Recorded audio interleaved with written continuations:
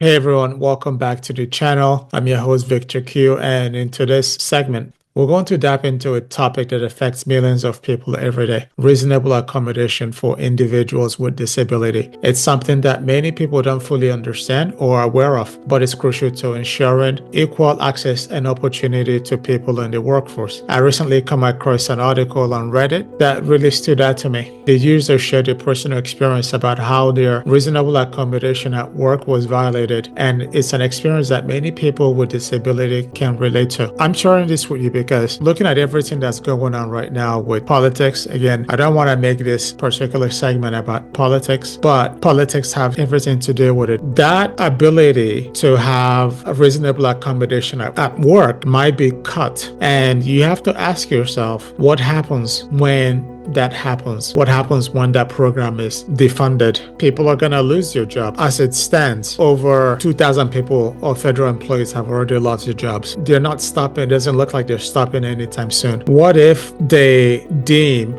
the Doge department or whoever that's cutting this, right?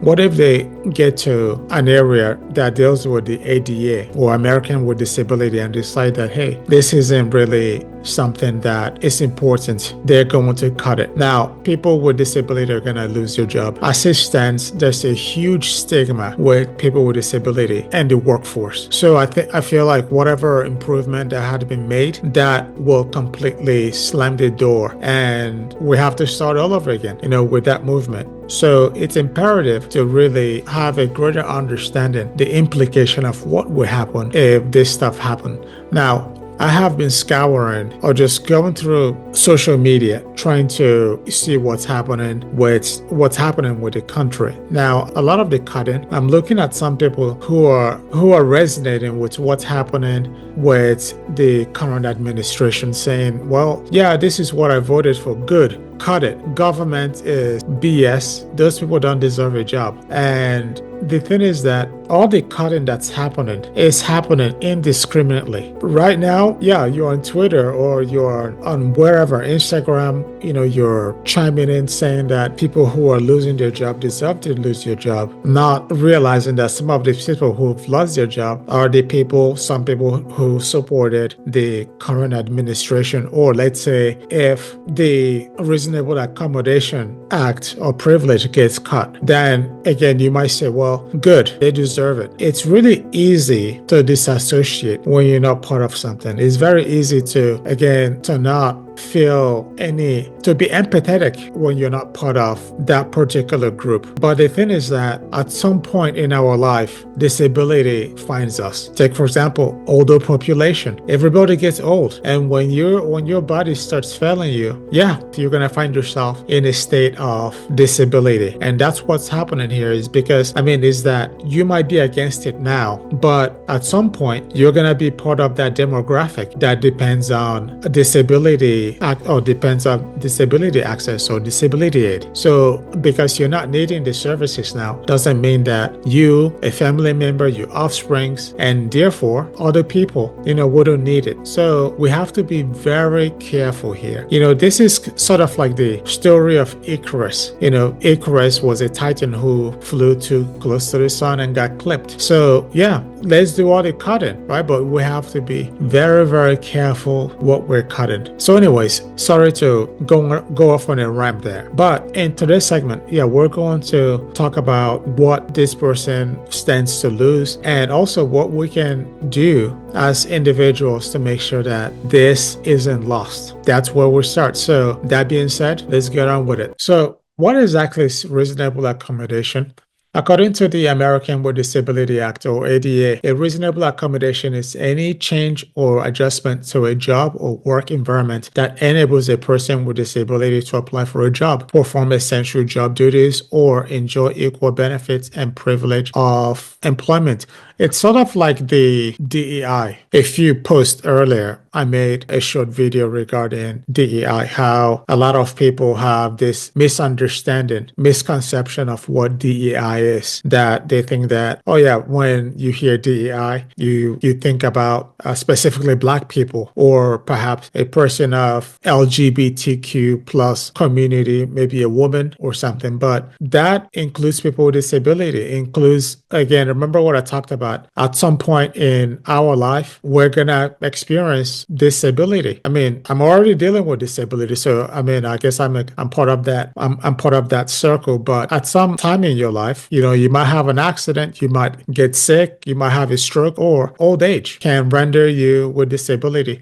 Now, can you imagine, let's say, if you're able to trying to get a job and then you're discriminated against? That's exactly what that means. So we have to be very careful. I know it sounds like I'm going circle again, but I think it's important that I really iron out the point that I'm trying to make, the critical point or the necessary reason as to why this shouldn't be messed with. It's always easy to mess something up, but to put it back together, it takes time. It takes time, and there's a lot of intricacies. A law needs to be enacted. It requires multiple people coming together to agree that, hey, yeah, we stand for this or we don't stand for this. So it makes it a lot more intricate. So another stuff that we also have to be aware of is that some of the people who are doing this cutting, if you look at them compared to your average person, yeah, it's easy for them. They can afford it. It's easy for them to do that. They have all the money, right? And old age or not, they're going to have access to the best doctors, best legal team, best personnel, best dietary implementation should they need it. But the average person doesn't really have that access, doesn't have that privilege. So comparing you to who's who, you have to think about the implication once again. And we're going to cover all of these things. To give you an example of the point that I was trying to make about why it's important to have the reasonable accommodation, especially people with disability who are able to work. For example, that includes physical changes to their work environment, such as accessible desks, modified work schedule, assistive technology, and even changes in how tasks are assigned. The goal is to ensure that people with disability are treated fairly and equally at their work site. So I don't know how somebody can be against that or somebody can ravel in something like that. It's something that, remember the saying, live and let's live? That's basically what it is. To see that we're going backwards and just marginalizing people who are already marginalized is just something that I find perplexing. These accommodations are not just legal requirements, they're also necessary for fostering inclusivity and allowing people with disability to thrive. But unfortunately, as one Redditor illustrated, not all employers follow through when it comes to providing proper accommodation for people with disability. And as you can see, again, going back to the DEI initiatives being canceled, I think that that's exactly what it is. You have companies who are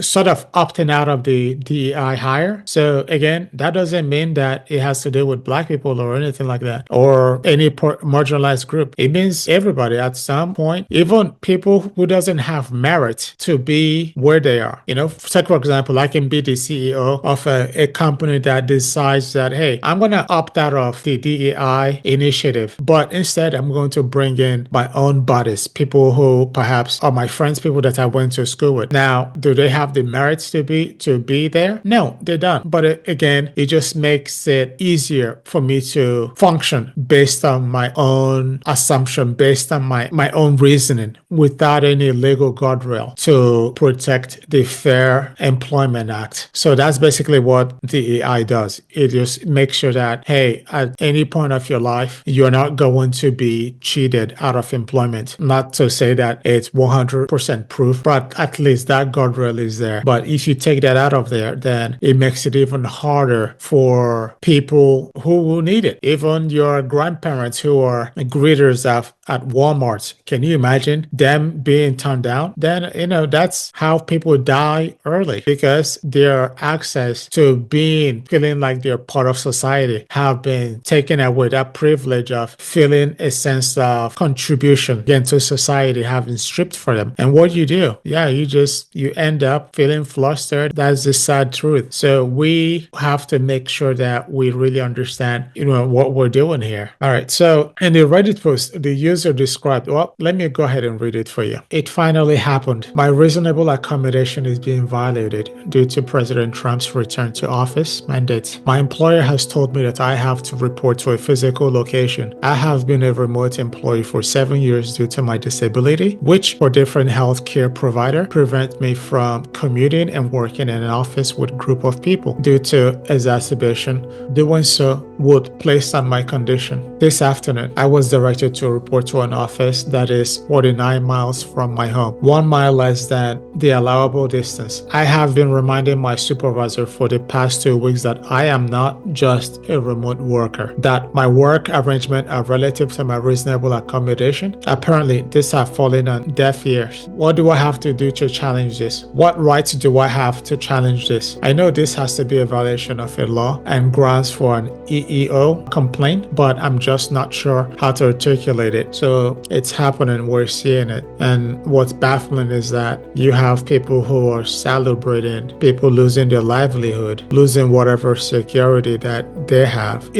Just the prep time, something that led to the average person, able-bodied person, might not take for granted. It's something that she has to allocate, or he have to allocate hours just for those functions. So I think that it's fair to say that with all the cutting that's going on, or when it gets to this sort of privileges that are to provide accessibility for people with disability at work, at workplaces, that is, there's no good in that. There's no good outtake from that. There's nothing good comes out of that. And that's the thing. I'm just trying to find the one beneficial thing that comes out of it. But I can't seem to grab a hold or grasp the idea of anything good other than just stepping on the little person's neck. And if you do, please let me know. Leave a comment because I'm just baffled. Normally, this is the kind of things that we see in other nations, we see in other countries, and we sort of frown upon it. But the fact that it's happening in the US, it seems to be celebratory. We seem to be happy about it. For me, I feel like we're just going backwards. Again, we have to do better. The reason why America or the rest of the world look up to America or envy America, depending on where you're looking at it from, is because America is not like any other country. You have freedom of speech,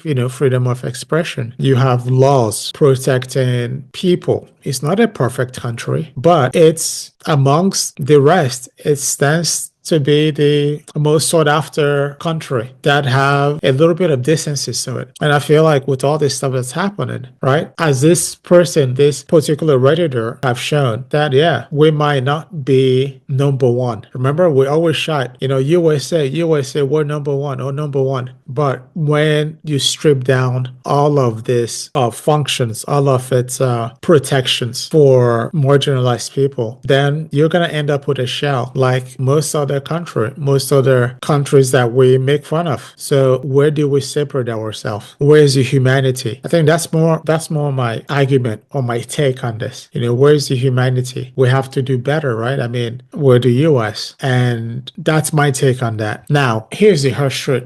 When employers fail to meet this obligation, it doesn't just hurt the employees.